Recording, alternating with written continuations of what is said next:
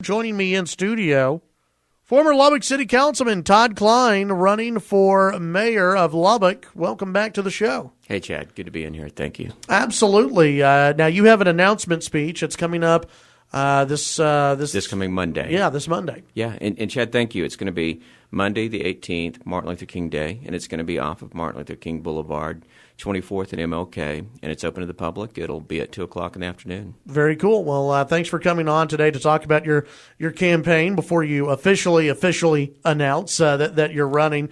Why did you decide to run for mayor? Because your name has been floated out there for just about every single position that has been out there that involves an election.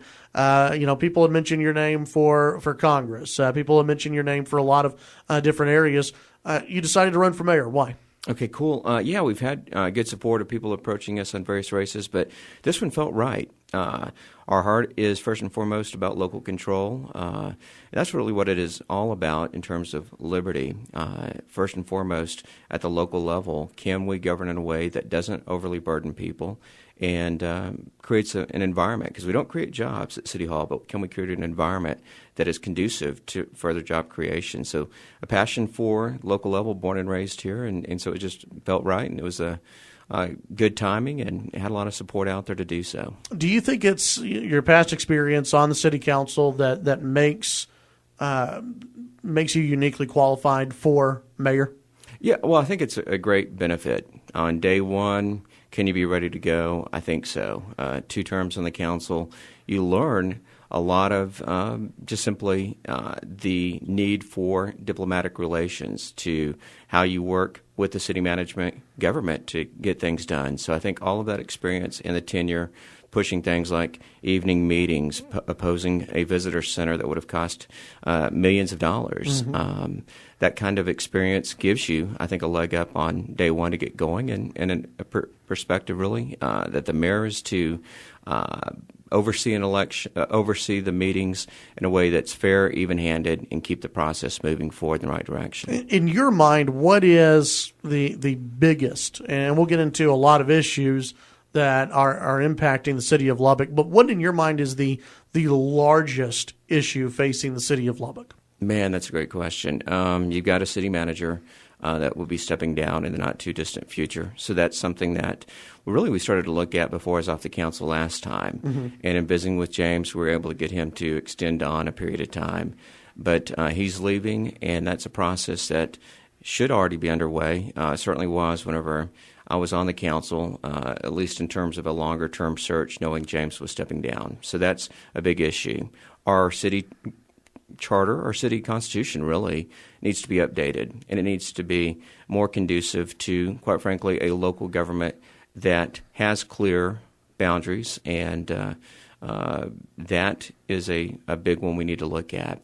Are you talking about a charter review committee? I am. Yeah, I think the last time there was a charter review committee, nothing happened. Yeah. So what would be the difference this time in your mind? Well, when always asked, about anything in the future, my frame of reference is time will tell, because you're dealing with a series of people, both on a committee if you go that route, or other council members. So I don't presume to know the outcome on anything, but I think it's a worthy endeavor, and it's one that's long overdue. So hopefully we can get that moving. If we were to do an election, ultimately the voters decide. This is your city. This is your constitution. They should be able to decide on that. But I think there's a general recognition, particularly the more you look at the city charter, that it needs to be revised, improved upon. So I think that's something that's worthy to take on, and hopefully we can get there. Are there some specifics inside the charter that you would like to see reworked or eliminated from the city charter? Well, there's a lot of arcane stuff that involves, and I'll try to be quick about it, a city trolley and who can get on there for free, et cetera, to just kinds of arcane aspects along that aspect. So as a part of that, quite frankly, and I'll just go ahead and say it on your show, I'll talk more about it in my announcement and in the weeks ahead, can we get relief from the court to look at expanding the council by 2? I think that should be a part of the discussion. And I think, again, at the end of the day, the people own this city, rank and file, working class people. It's why I'm running. So put those kinds of decisions before the voters. But that's certainly an aspect. And if I may say also, tornado sirens, a big issue for me. It's been an issue for a number of years now. I believe it's long overdue to have an election on that and just let the voters decide. It's a few $1 million to do it. Is the voter sentiment such that an additional layer of safety is warranted, or is the perspective that we've got enough in place to take care of it now? But I think at the end of the day, when it comes to a public safety issue like that, that should also be on the ballot along with the Citizens Tower. But before we go to the break, and you brought up Citizens Tower, we'll get to that in the next segment. You brought up the city manager, James Loomis. He's been in the news quite a bit. There's been some controversy lately over some decisions that he has made. One of those decisions dealing with employees who have a license to carry or a CHL. The other, he was out of town when the blizzard hit.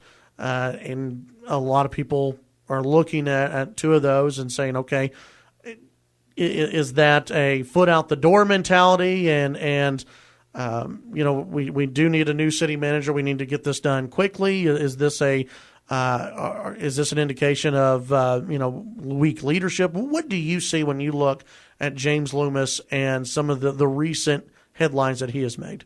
It's a fair question. It's hard for me to know all of the details from the private citizen's perspective, but ultimately we need to hold people accountable. Is there a way to ensure better continuity of involvement on any issue? That said, ultimately, looking forward, the council that's in place currently will be looking at some of the fine details as they debrief. So they've got a responsibility that they're, I'm sure, not taking lightly by any means, and they're going to solve through some of that. As somebody who's looking to sit in that position, that chair, after May, one of the things I'll be asking was, what can we do to make sure all contingencies are in place? What can we do to be ensuring a contract is in place with private vendors so that those bonded and licensed can do largely what's done effectively in private parking lots across the city. The tragedy was we had parking lots cleaned in many cases, but not the streets. Right. But let me emphasize this. My campaign is not one in which I look at the negatives and say, here's an opportunity to criticize somebody. So that's not my goal. But looking forward, what are the lessons we can learn? I think that's what I'll bring to the table, which is that experience to know that we've got to have those contingencies in place. And I think a lot of people already on the council and in management recognize where we can improve. We need to be doing that, and I think they're on that. So. The current mayor, who's running for Congress, Glenn Robertson, he obviously disagreed with Loomis on the employee CHL, employees having to get clearance through Loomis for being able to carry a gun if they have a CHL. If you would have been on the council, if you would have been mayor, would you have disagreed with that policy, or do you think that the city manager has the responsibility and has the, the requirement almost to be able to control employees like that? Yeah, I hear exactly what you're asking. Two questions. One, what's my position on open carry within the council chambers? I believe that private citizens, if they're law-abiding and trained, we are safer with those folks amongst us. The people that are going to do us harm are not those that seek to go through the legal process. So I'm not at all concerned about that. Sure. Beyond that, in terms of the manager policy, I want to look closer at those kinds of aspects once I'm on the council. But as a general rule, the first question I've got is, does it become workable, or does it create additional liabilities to have a city manager overseeing those individual circumstances? I think there's certainly cases where private citizens that happen to be city employees are certainly capable of carrying. And quite frankly, you've got the Second Amendment and you've got that kind of constitutional carry aspect. So what are all of the liabilities that might ensue whenever you have a city manager making those specific determinations. And I think that's something to visit with the city about. If elected, I think the city legal department needs to look closely at that aspect. We'll take the break. When we come back, we'll have one more segment with Todd Klein. His official announcement coming Monday at 2 o'clock, and you've been hearing the news update on that. When we come back, we'll get into other issues that have either faced the city or will face the city in the months and years to come. We'll be right back. Chad Hasty Show, News Talk 790 KFYO. Visiting with Todd Klein in studio. He's running for mayor of Lubbock, Texas, has his announcement speech on Monday at 2 p.m., his official announcement speech, Monday at 2 p.m. And we've been talking about some of the issues impacting the council. You brought up Charter Review Committee, and this is something that has been talked about more so behind the scenes than I think from any current elected official on the city council, and that is changing the structure of the city council, to which, right now we have a strong city manager, weak mayor. Do you think that should be changed, and do you think that either right now or in the future, city council and elected officials should be a full-time position and a paid full-time position? What are your thoughts on that? Man, that's a series of good questions. Okay, as far as the council manager arrangement, I'm for what we've got. I don't think, A, we're not large enough, and B, I don't think that you look at Houston, Chicago, that you look at those systems in which you have this sort of idiosyncratic single leader running the show works out well. So I think at the national level, division of power, balance, separation, all those aspects work. I think they work at the local level. Where expertise is involved in management, allow those that are going to be there daily, and keep the council and the mayor focused on policy and direction, and that's a full-time job in and of itself.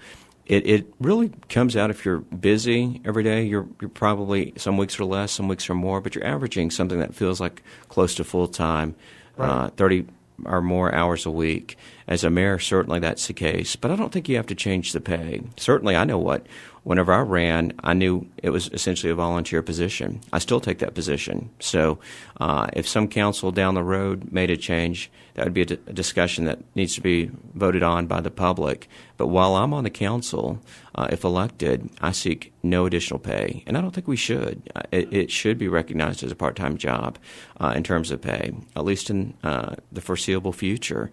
And then you asked one other question, Chad. Did you hit a third one? Well, it was basically revolving around pay and should it be a full-time position. Okay. So I think you hit on that. Okay. LPNL to ERCOT. What are your thoughts? Well, starting to look at it more and more closely, intend to continue to visit with city leaders on that issue.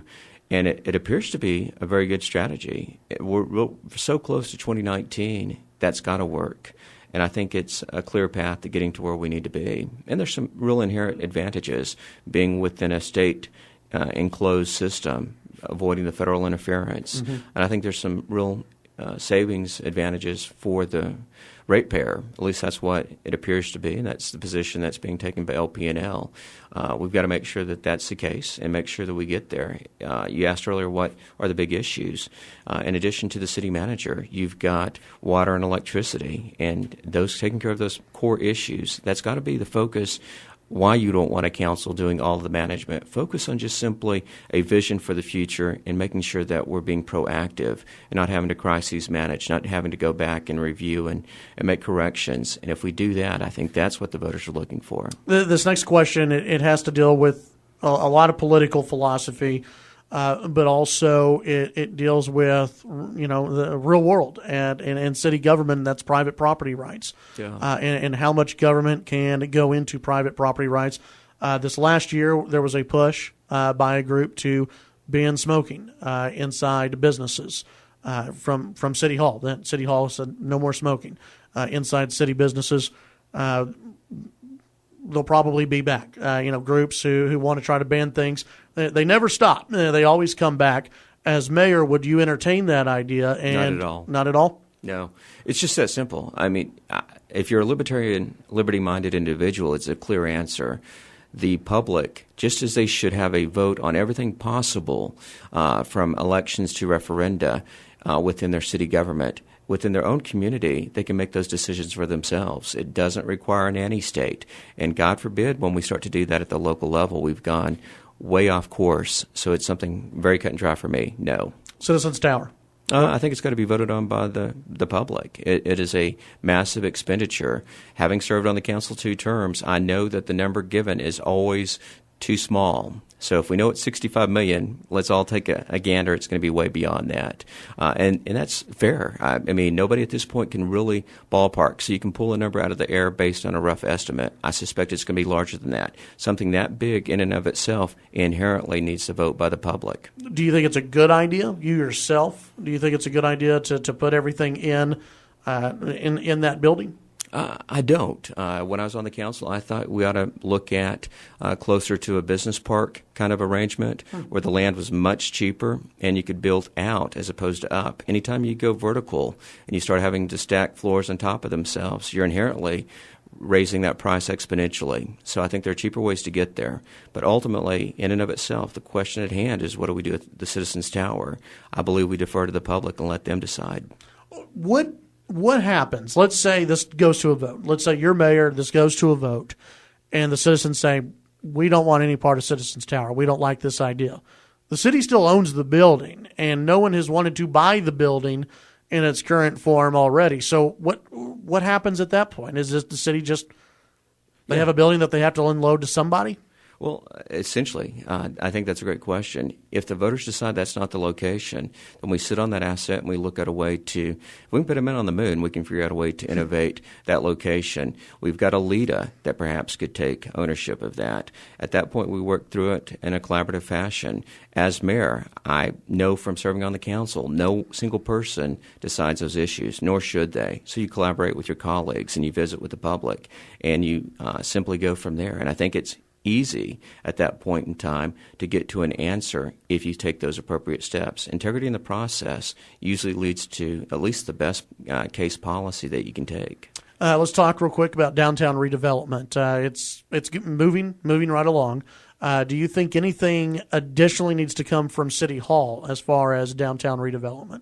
With each passing day, less involvement should be needed from the city. If anything is truly marketable, it truly has a real value to it, the marketplace can ultimately sort through it. It's one thing to stimulate or initiate a process, but if downtown is sustainable, which I'm confident it is, and the mayor gave a good speech in the State of the Union pointing out that more and more private business is investing there, we should recede and we should back away from that. We can have a partnership in terms of direction, vision, and assistance, and certainly creating an environment where it's easy to do business, but let the marketplace finish that out. When it comes to city involvement in some of these different areas, I hear the music wrapping up, so I'll basically leave it for you here for a minute. Give us your just personal political philosophy on city government and how you would do things as mayor. Well, I think I've spoken to it very quickly. I think limited government. The government should fill in only those gaps where the private and civic sector can't. And I think at that point in time, you also involve the public. They should be a part of those processes. That will have the integrity and the focus we need going forward. 2:00 Monday That's is your right. official announcement speech. Where at again? It's going to be MOK in 24th Street. Hope you can make it out. All right, Todd Klein, thank you very much. Thank you.